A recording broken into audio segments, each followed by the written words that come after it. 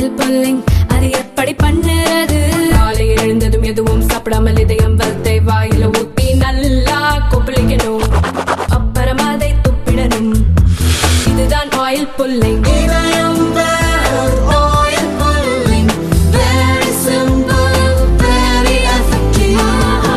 ஆட்சியையும் கட்சியையும் ஒவ்வாறும் மிக்கார் இல்லாத அளவுக்கு அற்புதமாக நடத்தி கொண்டிருக்கக்கூடிய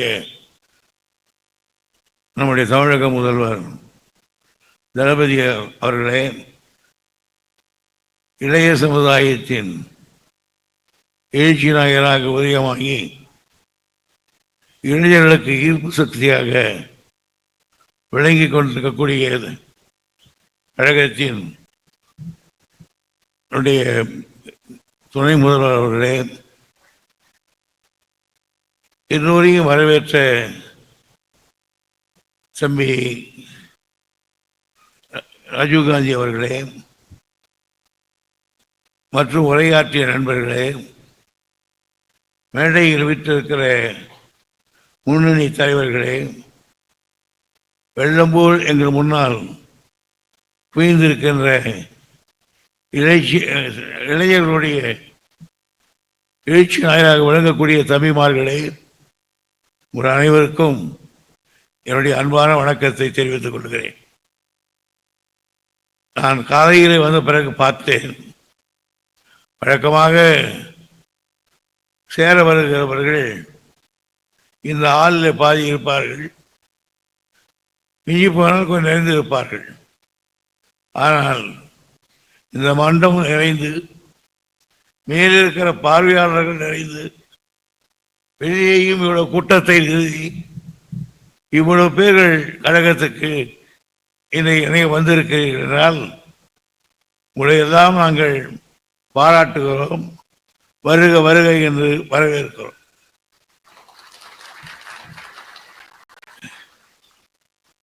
எந்த எந்த திசையிலிருந்து நீங்கள் வந்தீர்கள் என்பதை பற்றி கவலை இல்லை. ஆனால் எந்த திசையை நோக்கி நீங்கள் வர வேண்டுமோ அந்த திசையை நோக்கி நீங்கள் வந்திருக்கிறீர்கள்.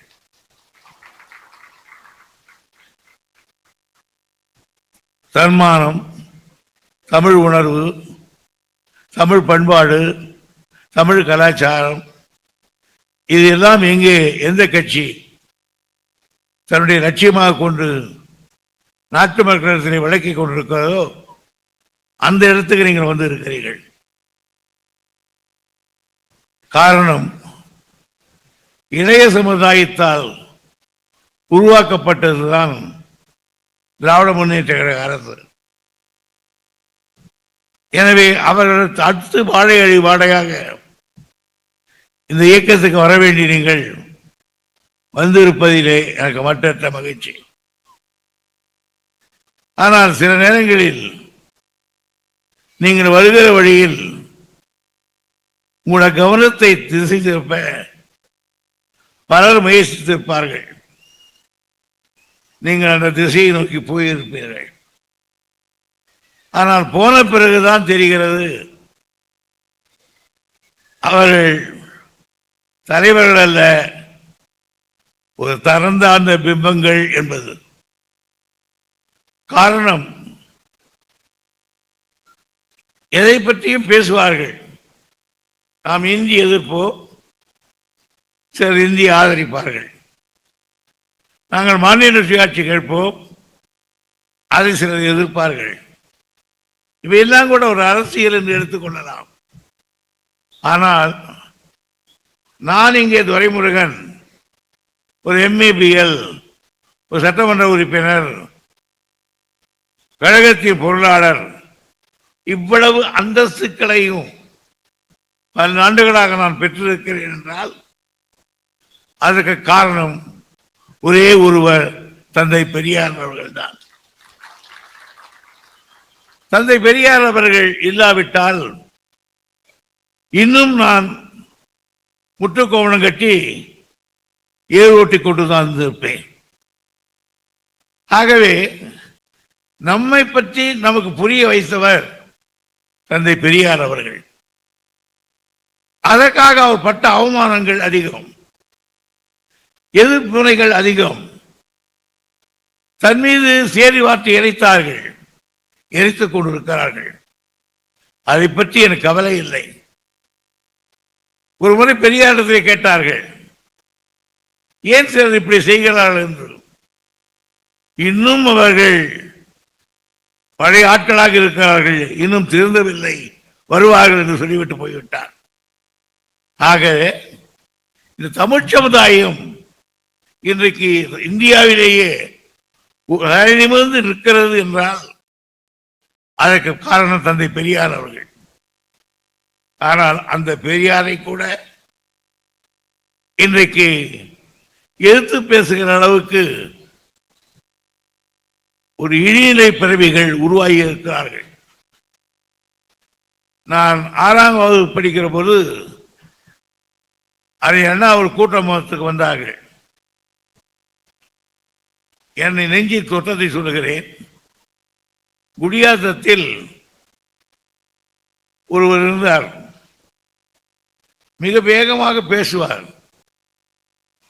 அவர் சொன்னார், இன்னும் ஞாபகம் இருக்கிறது, நீ சொல்வதிலே தவறில்லை, பெரியார் என்ற ஒருவர் தோன்றாமல் இருந்திருந்தால் இந்த நாட்டில் பார்ப்பனுடைய மூத்தரம் ஹவுஸ் 3 ரூபாய் என்று வித்து இருக்கும், அதை தமிழர் வாங்கி குடித்திருப்பார் என்று பேசினார். 1952 நான் கேட்டது இன்னும் எனக்கு இருக்கிறது. கொஞ்சம் எனக்கே கூட பேட்டரி குறையுமானால் அந்த வார்த்தையை தெரிவித்துக் கொள்வேன். ஆக ஐயாவினுடைய பணி சாதாரணமானதல்ல. இந்தியாவில் நாம் அறிவாளிகளாக இருக்கிறோம் என்றால் தந்தை பெரியார் அவர்கள்தான். எனவே காரணம், அந்த பெரியாரோடு முரண்பட்டிருந்தாலும் கொள்கைகளை மாறாமல் இந்த இயக்கத்தை வளர்த்தவர் அறிஞர் அண்ணா அவர்கள். அதை அடுத்து அண்ணாவுக்கு அடுத்து சுமார் ஒரு 50 ஆண்டு காலம் இந்த கட்சிக்கு தலைமை தாங்கி ஆட்சியை அற்புதமாக நடத்தியவர் நம்முடைய தலைவர் கலைஞர் அவர்கள். அவர் ஒரு புதிய மாறுதலையே செய்து காட்டினார், ஒரு புதிய எழுச்சியை உருவாக்கி காட்டினார். அதற்கு பிறகு நம்முடைய இந்த தினம் நம்முடைய தலைவராக இருக்கக்கூடிய தளபதி அவர்கள் அந்த உணர்வுகளை, அந்த பாசத்தை, கட்டியணைக்கிற தாய்மையை அப்படியே பின்பற்றுகிற காரணத்தால் தான் அவரிடத்தில் 1000 எவ்வளவு இளைஞராக இருந்தாலும் அவருக்கு தமிழகம் தலை வணங்குகிறது. எனவே இன்றைக்கு தமிழகம் மட்டுமல்ல, இந்தியாவே திரும்பி பார்க்கிறது. ஆனால் இதுவரையில டெல்லிக்கு அபிஷியலாக அவர் 2 முறை தான் போயிருக்கிறார். ஆனால் டெல்லி நித்தம் ஜெபிப்பது ஸ்டாலின் ஸ்டாலின் என்ற பேச்சுத்தான். அந்த அற்புதத்தை உட்கார்ந்தே செய்து கொண்டிருக்கிறார். எனக்கு தெரியும், கலைஞர் கூட முதல் வந்த பிறகு அவர் ஏற்கவில்லை.